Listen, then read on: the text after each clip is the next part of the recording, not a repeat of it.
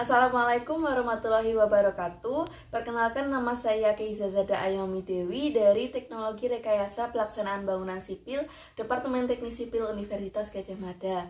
Nah, pada kesempatan kali ini saya akan memaparkan tentang energi terbarukan, terutama terkait pembangkit listrik tenaga surya.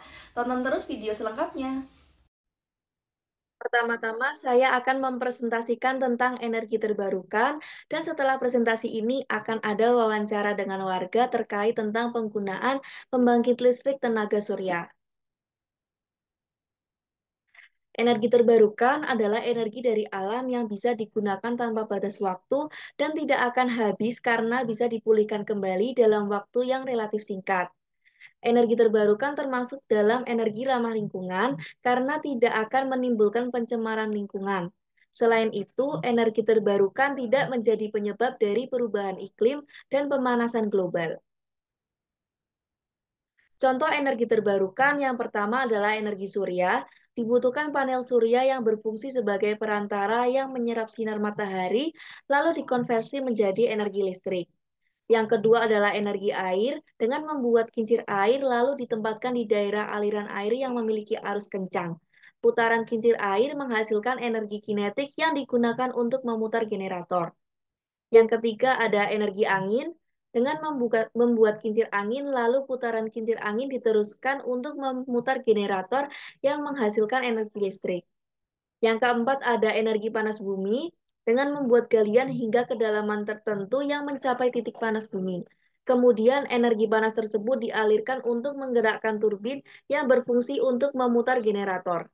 Yang kelima adalah bioenergi, yaitu material organik yang tidak perlu melewati rangkaian proses tertentu, sedangkan kotoran hewan, limbah rumah tangga, dan limbah pertanian biasanya melewati rangkaian proses tertentu untuk menghasilkan sumber energi.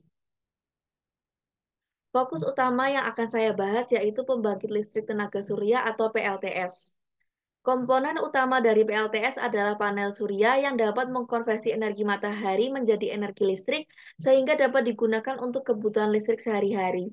Arus listrik yang dihasilkan oleh panel surya adalah arus listrik searah sehingga dibutuhkan komponen lainnya seperti inverter untuk mengkonversi arus listrik searah menjadi arus listrik bolak-balik. Potensi dan perkembangan PLTS di Indonesia. Diprediksi di masa depan, biaya listrik akan terus meningkat sehingga tagihan biayanya terus membengkak. Untuk penghematan biaya dan energi, PLTS akan banyak diaplikasikan untuk berbagai bangunan di lokasi yang beragam. Penggunaan energi alternatif untuk gedung komersial juga telah terbukti lebih hemat, efektif, dan efisien.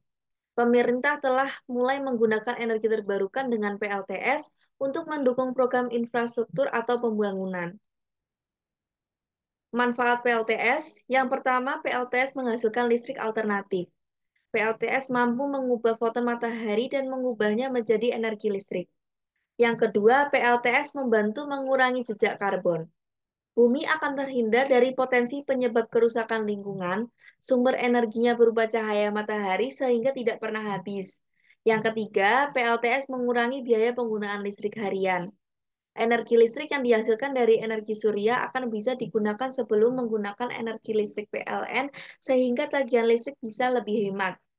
Yang keempat, PLTS memberikan kontrol pengelolaan konsumsi energi. Produksi listrik dan daya yang dikeluarkan dapat dimonitor setiap hari melalui aplikasi. Bagaimana dengan pemanfaatan PLTS di wilayah pedesaan tempat tinggal saya? Simak terus wawancara selanjutnya dengan warga di desa tempat tinggal saya. Saat ini saya sedang berada di salah satu rumah warga di dekat tempat tinggal saya. Sebelumnya dengan Ibu siapa? Saya Dewi, Mbak. Menurut Ibu Dewi, apakah Ibu Dewi setuju dengan penggunaan PLTS di rumah-rumah? Sangat setuju. Nah, di desa ini apa ada yang udah pakai PLTS? Setahu saya belum ada. Nah, menurut Ibu sendiri, apa alasan warga belum memakai PLTS? Yang pertama mungkin karena warga kurang informasi ya tentang PLTS, tentang keuntungan menggunakan PLTS. Yang kedua, biaya yang dibutuhkan untuk pindah ke PLTS itu tidak sedikit. Ya. Kemudian yang ketiga, PLTS itu masih bergantung pada cuaca. Oke. Baik, terima kasih Bu atas informasinya. Sekian pemaparan dari saya, kurang lebih yang mohon maaf. Wassalamualaikum warahmatullahi wabarakatuh.